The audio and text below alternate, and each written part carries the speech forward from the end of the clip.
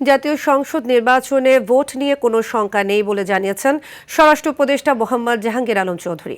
দুপুরে ফরিদপুর জেলা প্রশাসকের কার্যালয়ের সম্মেলন কক্ষে 5 জেলার সরকারি কর্মকর্তাদের নিয়ে জাতীয় সংসদ নির্বাচন ও গণভোট নিয়ে আইনশৃঙ্খলা বিষয়ক মতবিনিময় সভা শেষে সাংবাদিকদের তিনি কথা বলেন। এ সময় তিনি আরও বলেন, শান্তিপূর্ণ, গ্রহণযোগ্য ও অংশগ্রহণমূলক নির্বাচন দিতে প্রস্তুত প্রশাসন ও আইনশৃঙ্খলা বাহিনী। আর কোথাও ভোট কারচুপির তথ্য কমিশনকে জানালে সঙ্গে সঙ্গে অ্যাকশন নেওয়ার কথাও জানান স্বরাষ্ট্র উপদেষ্টা। মাদারীপুর, শরীয়তপুর বিনিময় সভা ছিল। এই সভায় আমরা এখানে আলোচনা করলাম, এখানে কোনো ধরনের শঙ্কা নাই। এইবার মতো যে পরিমাণ আইন শৃঙ্খলার বাহিনী নিয়োগ করা হয়েছে, কোন ইতিহাসে আপনারা দেখাইতে পারবেন আইন শৃঙ্খলা বাহিনীর এরকম নিয়োগ। আপনারা আগের অন্যান্য নির্বাচনগুলি দেখেন, অন্যান্য নির্বাচনগুলিতে যেরকম সহিংসতা হতো, এবার কিন্তু ওইরকম আল্লাহ দিলে এখন পর্যন্ত হয় নাই। আমরা আশা করব যে সামনে হবে না।